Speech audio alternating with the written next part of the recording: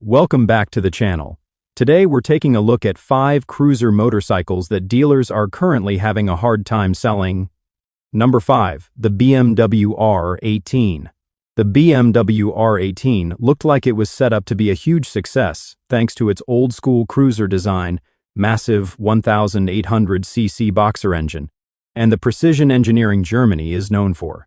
However, even with all of that going for it, dealers simply can't seem to move these bikes. Sales have been extremely weak. Back in 2022, BMW managed to sell just over 1,800 R18 units. By 2024, those numbers had dropped dramatically, with reports suggesting dealers were sitting on inventory for months and slashing prices by several $1,000s just to free up showroom space. Some buyers have even snagged brand new R18s for around $12,000, which is a huge drop from the original $17,000 to $24,000 pricing depending on the version. So what went wrong?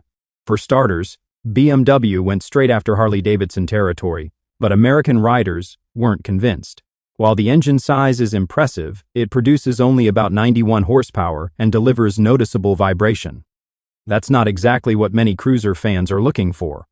On top of that, with a weight nearing 800 pounds, it's cumbersome to manage and far from ideal for everyday riding. BMW also misjudged the audience by offering a retro-styled cruiser without the deep-rooted culture and lifestyle image that Harley brings. Riders didn't feel compelled to join a BMW cruiser scene that essentially doesn't exist. Pricing didn't help either. When spending over $20,000 on a cruiser, most buyers lean toward Harley Indian or another brand with strong heritage. BMW's dealer network isn't particularly strong in the cruiser space, and high maintenance costs scared off plenty of potential buyers. Even generous financing deals haven't saved the R18. BMW gambled big in the American cruiser market and missed. Now, dealerships are practically giving them away, hoping someone will finally take these Bavarian beasts home before they collect even more dust. Number 4. Royal Enfield Super Meteor 650. The Royal Enfield Super Meteor 650 entered the US market with plenty of hype, but now dealers are stuck with excess inventory and struggling to find buyers. In 2023, excitement was high. Royal Enfield's 650 CCS parallel twin engine had already proven itself in the Interceptor and Continental GT, and the Super Meteor promised a relaxed cruiser experience. Fast forward to 2025, and sales have completely stalled. Some dealers report only single-digit sales per month, while others haven't sold one in weeks. Compared to the initial buzz, sales have dropped by more than 50%, leaving showrooms filled with unsold bikes. The biggest issue is price. At around $7,500, the Super Meteor 650 sits in a tough position. It costs more than other Royal Enfield 650 models, yet doesn't offer the power or refinement of similar options from Honda, Kawasaki, or even entry-level Harleys. American buyers expect stronger value, better technology, more performance, or at least brand prestige. Instead, they get a modest 46 horsepower, basic features, and a hefty 531-pound weight that feels sluggish in this class. Ergonomics are another concern. While Royal Enfield aimed for a relaxed cruiser stance, the forward controls combined with the low seat result in an awkward riding position, especially for taller riders. Limited aftermarket support further hurts its appeal. With stock piling up, dealers are offering discounts of $1,000 or more, yet bikes still aren't moving quickly enough. At this rate, the Super Meteor 650 risks becoming the two-wheeled equivalent of an overstocked seasonal product.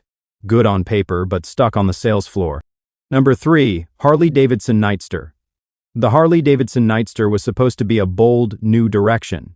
It was marketed as a modern, stylish reinterpretation of the classic Sportster, powered by the Revolution Max 975 engine.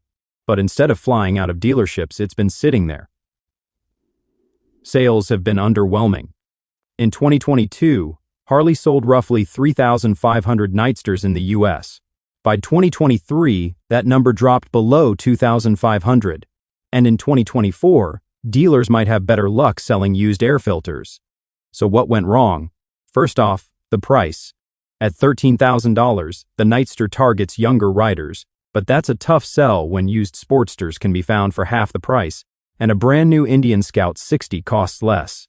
Plus, as Harley's core customer base continues to age, younger riders aren't lining up for mid-size cruisers when they can get faster, more versatile bikes for the same money. The competition isn't just strong, it's overwhelming. Then there's the power debate. Yes, the liquid-cooled engine represents progress, but it's also restricted, delivering only around 90% horsepower at a time when beginner-friendly bikes like the Yamaha MT-09 produce over 110 horsepower for much less cash. Add in a small fuel tank, uninspiring styling, and the lack of that classic Harley exhaust note, and you end up with a motorcycle that doesn't excite longtime Harley fans or draw in new riders. Harley-Davidson tried to modernize the Sportster legacy, but instead created a bike few people want at a price even fewer want to pay. With inventory stacking up, the Nightster looks destined to fail. Number 2. Honda Shadow Phantom. The Honda Shadow Phantom, once a respectable midweight cruiser, has hit a sales wall so hard that dealers are practically begging customers to take one home. In its prime during the mid-2010s, it sold between 7,000 and 10,000 units annually.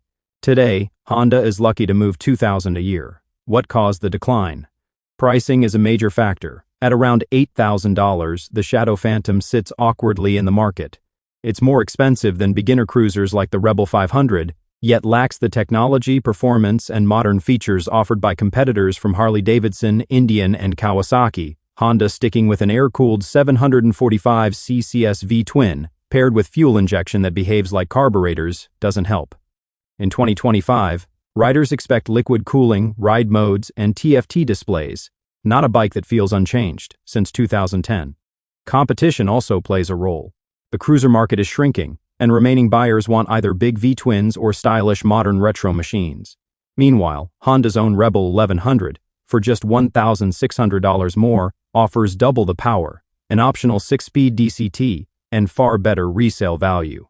So why pick a Shadow Phantom? Dealers are getting desperate, offering $1,000 discounts to clear inventory, but even then, sales are slow. The truth is the Shadow Phantom feels outdated, overpriced, and overshadowed. It's dependable, but in today's market, reliability alone isn't enough. Until Honda refreshes it or significantly lowers the price, these bikes will keep collecting dust and show. Number 1. Kawasaki Eliminator. The Kawasaki Eliminator seemed to check all the right boxes. Classic styling, a user-friendly 451 CCS parallel twin engine, and pricing that wasn't overly aggressive. Even so, us dealers can't seem to get rid of them. Sales have been weak, with only a few thousand units sold since launch, and numbers continue to decline. Some dealerships have dropped prices below $6,000 just to move inventory, yet buyers remain uninterested. So what happened?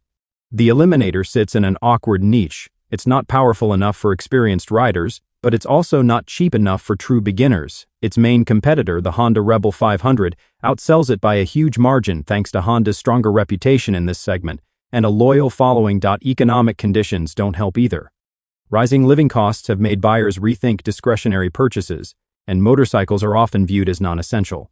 Once fees, taxes, and dealer add-ons are included, the Eliminator can exceed $7,000, which no longer feels like a bargain. Kawasaki's marketing hasn't helped much either. When was the last time you saw an ad that made you rush to a dealership for one? Exactly. Dealers are now pulling out all the stops with rebates, 0% financing, and even free accessories. Still, the reality is that while people might admire the Eliminator, few actually buy it. It's a decent idea, but in today's market, decent doesn't sell. And that brings us to the end of the video. If you enjoyed it, don't forget to like and subscribe to the channel for more content coming soon.